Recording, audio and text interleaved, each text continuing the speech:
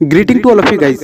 यहाँ पर बैठी हुई पूरी ऑडियंस से मैं हाथ जोड़कर रिक्वेस्ट करूंगा कि जो स्पीच मैं आज देने वाला हूँ उसको ध्यान से सुनना। इस स्पीच में मैं माता पिता के फेवर में कुछ बताने वाला हूँ और उन लोगों के रोंगटे खड़े करने वाला हूँ जो शादी के बाद अपने माता पिता को छोड़ देते हैं। इस स्पीच के द्वारा मेरा किसी को भी ठेस पहुंचाने का उद्देश्य नहीं है। मैं किसी के दिल को ठेस नहीं पहुंचा रहा, अपितु मैं एक वास्तविकता को दिखाना चाहूंगा। तो चलिए मैं इस स्पीच को स्टार्ट करता हूँ। माता पिता थे, उनके दो बच्चे थे, एक लड़का और एक लड़की। लड़की बड़ी थी और लड़का छोटा था। धीरे धीरे क्या होता है कि पिताजी जो होते हैं वो अपने बच्चे के बारे में सोचते हैं कि मैं अपने बच्चों को किस स्कूल में पढ़ाऊंगा, कैसे पढ़ाऊंगा और मुझे अपने परिवार का खर्चा कैसे करना है। वो दिन रात खेतों में मेहनत करना शुरू हो जाते हैं। उसके बाद जैसे एक माँ होती है तो माँ जैसे ही बच्चे को जन्म देती है तो वो सोचती है कि अपने बच्चों को कैसे पढ़ाया जाएगा, मुझे उनकी देखभाल करनी है। तो वो अपना जो है बच्चों को कभी बीमार नहीं पड़ने देती है, वो कभी उनको गीले में नहीं सोने देती है, हमेशा सूखे में सुलाती है, उनकी गलतियों को रोकती है, उन्हें नादान बनने से रोकती है, उनको अच्छे रास्ते पर चलाने की कोशिश करती है एक माँ। तो माता पिता जो है अपना पूरा दायित्व निभाते हैं, बच्चों को बड़ा करते हैं। धीरे धीरे क्या होता है बच्चे ग्रो होते चले जाते हैं और बच्चे जो है अपना एडमिशन लेते हैं एक स्कूल में। और एडमिशन लेने के बाद बच्चे पढ़ने जाते हैं, माँ उनको तैयार करके भेजती है। पिताजी दिन रात खेती में काम करके पैसा कमा के बच्चों की फीस को भरते हैं। धीरे धीरे क्या होता है बच्चे बड़े होते चले जाते हैं, बड़े होते चले जाते हैं और पढ़ाई करते चले जाते हैं। जैसे ही बच्चे जो है मतलब ग्रो हो जाते हैं और यूथ बन जाते हैं तो उसके बाद क्या होता है कि जैसे ही बच्चे 18-20 साल के हो जाते हैं तो जो लड़की हो जाती है तो लड़की अपनी पढ़ाई कंप्लीट करने के बाद उसकी मैरिज कर दी जाती है और शादी के बाद वो जो है अपने पराई घर चली जाती है। लड़की का एक घर नहीं, लड़की के दो घर होते हैं। तो वो अपने घर के लिए चली जाती है। बच्चा लड़का, लड़के को क्या होता है कि लड़का कुछ समय तक और पढ़ाई करता है और पढ़ाई करने के बाद क्या होता है कि उसकी एक अच्छी खासी नौकरी लग जाती है और वो पैसा कमाना शुरू हो जाता है।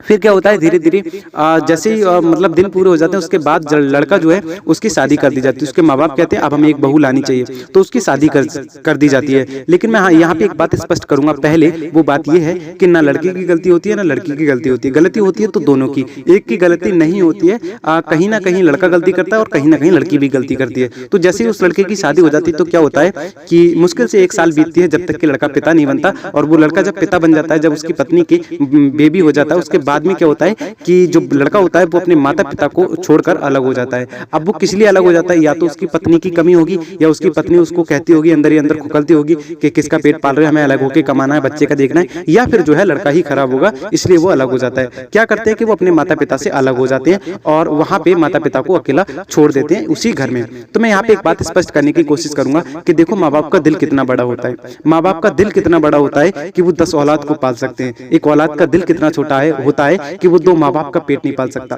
एक बहू का दिल कितना छोटा होता है कि वो 4 रोटी नहीं कर सकती बढ़ती। ये देखो हमारे जमाने, जो आज का जमाना चल रहा है, उस जमाने का यही चल रहा है सिस्टम कि आज के माता पिता जो होते हैं उनको छोड़कर पति पत्नी बिल्कुल अलग हो जाते हैं। जिस माँ ने जन्म दिया, जिस पिता ने पाला, उस पिता को भूलकर एक बेटा भी अलग हो जाता है। तो मैं यहाँ पे एक बात एक पंक्ति के साथ स्पष्ट करूंगा और एक पंक्ति यहाँ पे सुनाने की कोशिश करूंगा। वो पंक्ति है कि बड़ी बदनसीबी है माँ बाप की जो इकलौता बेटा भी ऐसा मिले, गला घोट दो ऐसी संतान का कि सारी उम्र फिर न रोना पड़े। दुखाते हैं दिल जो भी माँ बाप का, उन्हें मिलता द्वारा सदा नरक का। जहां भर में दर दर भटकते हैं वो, मोहब्बत के मारो को जिनके कर्म ने सदा दुख दिया। बड़ी मन्नतों से तपाया तुझे, रहे भूखे लेकिन खिलाया तुझे। तो यहाँ पे ये पंक्ति को बोलने के बाद मैं बताना चाहूंगा कि माता पिता जो कितनी मेहनत करने के बाद तुम्हें पालते हैं, पढ़ाते हैं, लिखाते हैं और उनको छोड़कर तुम अलग हो जाते हो। अरे माँ बाप के लिए तुम्हें क्या करना होता है मैं आपको बताता हूँ। एक लड़का है तो उसके लिए क्या करना होगा कि वो काम करने जाएगा। माँ बाप अगर खेती कर रहे हैं तो उनकी खेती में बस साथ निभाना है। दूसरा, एक बेटी को क्या करना है, एक बहू को क्या करना है, बहू सिर्फ माँ बाप के लिए रोटी पवेगी। माँ बाप अगर बीमार पड़ जाते तो उसकी सेवा करनी पड़ेगी, माँ बाप के पैर दबाने पड़ेंगे, बस इतना काम ही तो करना पड़ेगा। लेकिन नहीं, एक लड़का 2 पेट नहीं पाल सकता और माँ बाप अपने बच्चों का, आज 10 बच्चे हैं तो 10 का पेट इतनी मेहनत से पालता है कि वो अपने आप को भी भूल जाता है। तो आज उस लड़के को पढ़ा लिखा के छोड़ दिया लेकिन उसी ने अपने माँ बाप को छोड़ दिया। अब वो लड़का जो पिता बना है, मैं उसकी बात करूंगा थोड़ी सी। जब वो पिता बन गया, अगर उसकी ही औलाद उसके साथ ऐसा करेगी जो अपने पिता के साथ वही लड़का कर रहा है तो क्या होगा, क्या कल वो ये बात नहीं सोचेगा?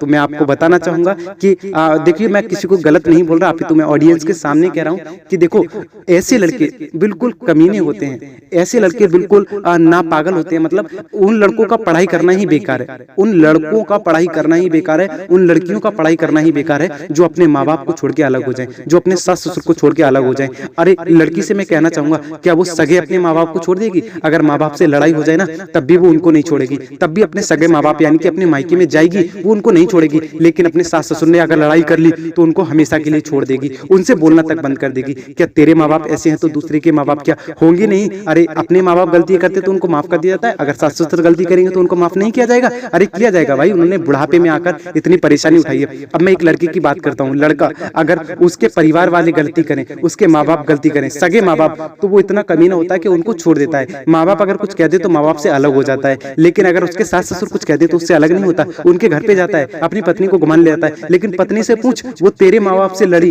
तो वो क्यों उससे अलग हो गई? तेरे माँ बाप से उसने बोलना क्यों बंद कर दिया? उस लड़के से मैं बोल रहा हूँ, वो लड़का अपनी पत्नी से पूछे कि तू तेरे माँ बाप से वो बोलना बंद क्यों हो गई, क्यों वो अपने सास ससुर से नहीं बोलती है? लेकिन अपने माँ बाप से अगर लड़ाई की उसने तो अपने माँ बाप से बोलती है, अपने मायके भी जाती है। ऐसा कभी लड़के ने सोचा? नहीं सोचा। क्या होता है कि हम लोग लड़ने लगते हैं, क्या होता है कि हम लोग अपने माँ बाप का पीछा छोड़ देते हैं। अरे क्यों यार, तुम्हारी जिंदगी का क्या फायदा? मैं तो कहता हूँ उस लड़के पढ़े ही ना। मैं कहता हूँ उसी लड़की क्यों पढ़ती है, क्यों अपना दिमाग बर्बाद करती है? तुमसे तो अच्छा अनपढ़ लड़की तब भी सही होती है, तुमसे तो अच्छा एक अनपढ़ लड़का तब भी सही होता है। वो मेहनत करके माँ बाप का कुछ तो दायित्व समझता है। तो अगर हमारे देश में 100% लड़के लड़कियां हैं तो उसमें से 90% केसेस ऐसे हैं जो अपने माँ बाप को छोड़ देते हैं, 10% ही ऐसा है जो अपने माँ बाप को साथ रखते हैं। तो मेरा आपसे यही गुजारिश है कि अगर माँ बाप 10 लड़कों का पेट पाल सकते हैं, 10 लड़कियों का पेट पाल सकते हैं, अपनी 10 संतान का पेट पाल सकते हैं, तो एक लड़के को भी अपने माँ बाप का पेट पालना चाहिए, एक बहू को भी अपने सास ससुर का पेट पालना चाहिए, उनको रखना चाहिए। अगर सास ससुर हमसे कड़वे बोलेंगे तो बोलने दो भाई, उनका कर्म है बोलने का, वो हमसे बोलेंगे क्योंकि उन्होंने जमाना देखा है, क्योंकि उन्होंने परेशानियां उठाई है, तो अपनी परेशानियों को किसी न किसी को तो बताएंगे, चाहे वो आप हो चाहे मैं हूँ। आपसे लड़ेंगे भी, एक बहू से लड़ेंगे माँ बाप, उसके सास ससुर लड़ेंगे, एक बेटे से भी लड़ेंगे। भाई उन्होंने शादी की, उन्होंने पाला है, सब काम किया भाई, तो उनका इतना भी अधिकार नहीं रखा वो अपने बच्चों से लड़ नहीं सके। तो क्या होता है कि हम लोग छोड़ देते हैं। अरे इतनी कमीनीगिरी नहीं दिखाते मेरे भाई, मेरी बहन। अपने माँ बाप को, अपने माँ बाप की सेवा करना देख लो, उनकी माँ बाप, अपने माँ बाप की सेवा करना शुरू हो जाओ। वो जो दुआ दे के जाते हैं ना, वो तुम्हारी जिंदगी को सफल कर देगी। वरना मेरी तो यही रिक्वेस्ट है आपसे कि आप जैसे औलाद तो माँ बाप की कोख से जन्म ही ना ले। Thank you. मैं अपनी स्पीच को यहीं पे समाप्त करता हूँ। बाय बाय सभी।